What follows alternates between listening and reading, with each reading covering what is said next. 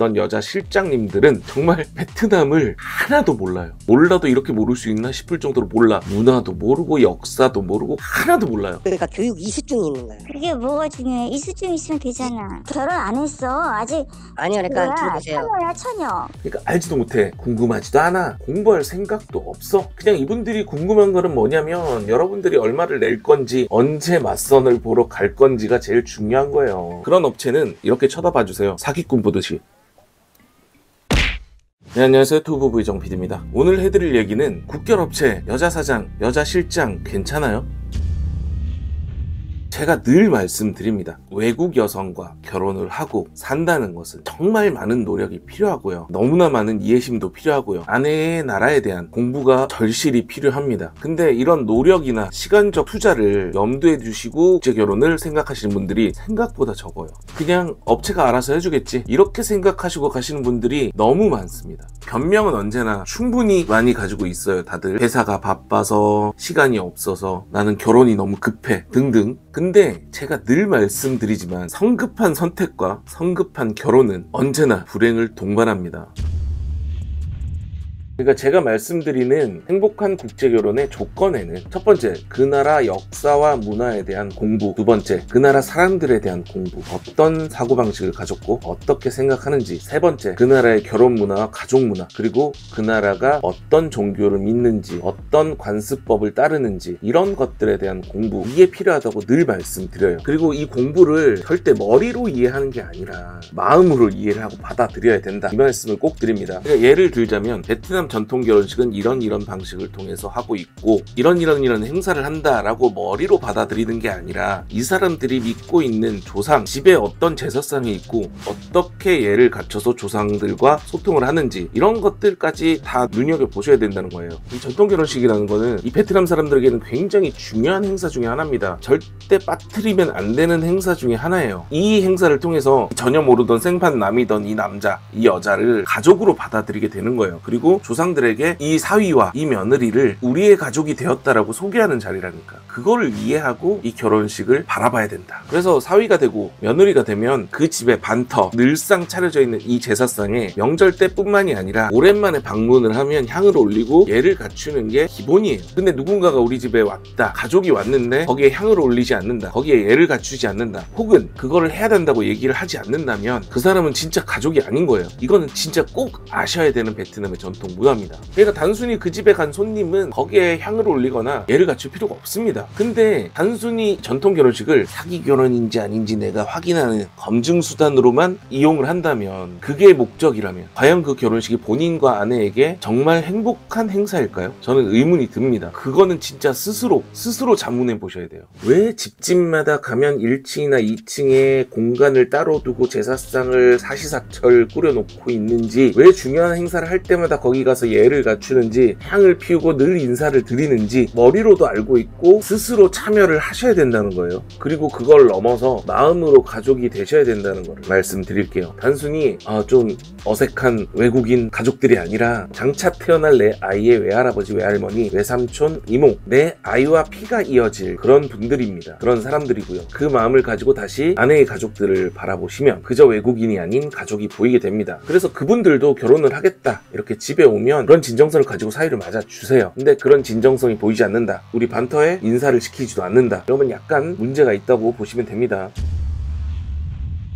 처음에 제가 여자 실장, 여자 대표 만나지 마라 이 말을 하고 나서 지금까지 계속 딴 얘기를 하는데, 지금까지 했던 얘기가 그래서 만나지 말라고 하는 거예요. 그래서 그쪽에 가지 말라고 하는 거예요. 이 여자 실장님이나 여자 대표님이 베트남 사람이면 상관이 없습니다. 혹은 이 여자 실장님이 베트남 남성과 결혼을 하신 한국 여성분이면 상관이 없어요. 근데 그런 분들이 거의 없거든요. 제가 통화 녹취나 이런 것들, 증거 자료들을 통해서 많이 들어봤던 여자 실장님들은 정말 베트남을 하나도 몰라요. 여행으로 가봤던 적은 있겠지. 근데 진짜 모릅니다. 몰라도 이렇게 모를 수 있나 싶을 정도로 몰라. 문화도 모르고 역사도 모르고 가족도 모르고 뭐 정말 하나도 몰라요. 베트남 여성들이 어떤 생각을 하고 사는지도 모르고 베트남 가족들은 어떤 행사를 하는지도 몰라요. 몰라. 알 경로라도 있습니까? 공부라도 할까요?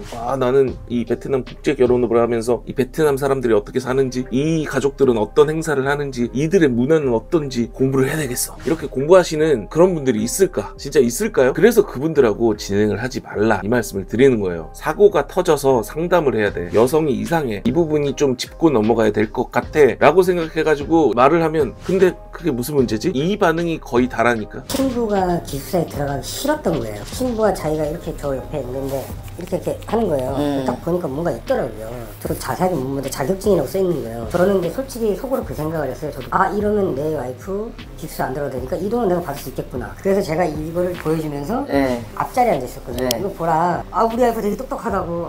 그때 너무 좋았어요 진짜. 지금 생각해봐도 그때도 느꼈지만 당황하더라고요. 한참을 봤어요.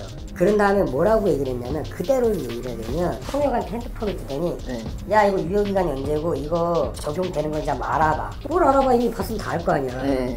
한국어 자격증 걔가 이수를 했다고 했잖아요. 걔가 한국어 교육을 이수했는데 자격증 시험을 포기를 했대요. 소장님도 잘 아시잖아요.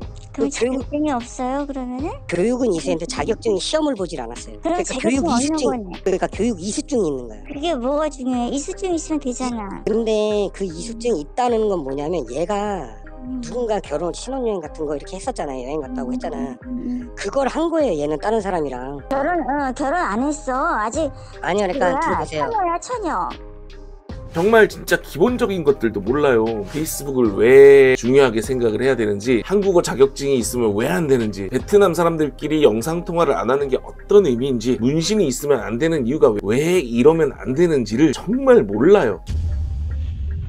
심지어 결혼을 시키면서 끼엔장이 어디 있는지, 건터가 어디 있는지, 하노이 박장 강림이 어디 있는지 그것도 모른다니까. 그러니까 알지도 못해. 궁금하지도 않아. 공부할 생각도 없어. 그냥 이분들이 궁금한 거는 뭐냐면 여러분들이 얼마를 낼 건지, 언제 맞선을 보러 갈 건지가 제일 중요한 거예요. 그러니까 이런 분들이 사고가 터졌을 때 대처가 가능하겠습니까? 그게 왜 사고인지 인식이나 할까요? 전 그게 제일 문제라고 봐요. 그래서 업체를 선정하실 때는 이 기준에 맞는지 부합을 하는지를 확인을 하시고 선정을 하셨으면 좋겠습니다.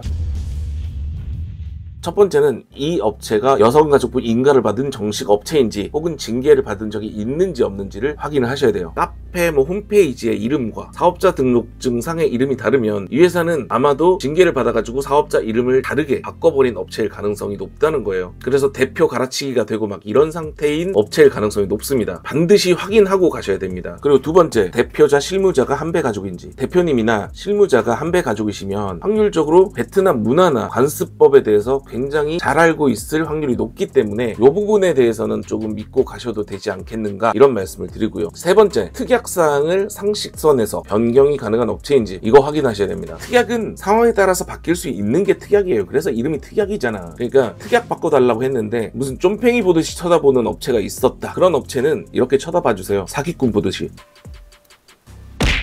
자, 그리고 네 번째, 전통 혼례를 해주는 업체인가. 전통 혼례를 해주면 리스크가 커집니다. 분명히 시간적인 부분도 많이 들고요. 업체 입장에서는 굳이 안 해도 되는 행사를 해야 되고 신랑이 지불해야 되는 돈이 더 생기기 때문에 이 부분에 대해서 싫어하는 신랑들도 있다고 해요. 근데 이거는 꼭 하셔야 되는 거는 제가 누누이 말씀을 드렸고, 이거를 해주기 싫다라고 하는 업체는 꼭 걸으시기를 바랍니다. 그리고 다섯 번째, 실물 맞선이에요. 카카오 영상톡 이런 거 아닙니다. 실물 맞선 후에 다음날 막 결혼을 하는지, 아니면 실물 맞선 후 2-3개월의 검증 기간을 거치는지, 이런 것들을 확인을 하셔야 돼요. 저 같은 경우는 실물 맞선 후 2-3개월가량의 연애 기간을 주는 이런 업체를 추천합니다. 그러니까 맞선 나온 여성의 100% 검증은 힘들어요. 대신에 검증 기간이 있다면 그만큼의 리스크는 줄어드는 거니까 선택은 여러분들 몫입니다. 자, 그리고 마지막 여섯 번째, 사기 여성의 패턴에 대한 이해도가 충분히 있고 그런 여성을 충분히 검증할 의지가 있는 업체인지 확인을 하셔야 되고요. 그 부분에 대해서 대표님과 상담을 할 때 꼭 물어보셔야 돼요. 자, 이 6가지만 검증을 하셔도 정말 최악의 업체는 피해 가실 수 있어요. 웬만한 최악의 업체들은 다 걸러낼 수 있는 게 진짜 이 6가지만 검증을 하시면 피해 가실 수 있습니다. 그리고 이 6가지 정보가 유용하셨다면 구독 버튼 한 번씩 눌러주시기를 부탁드립니다.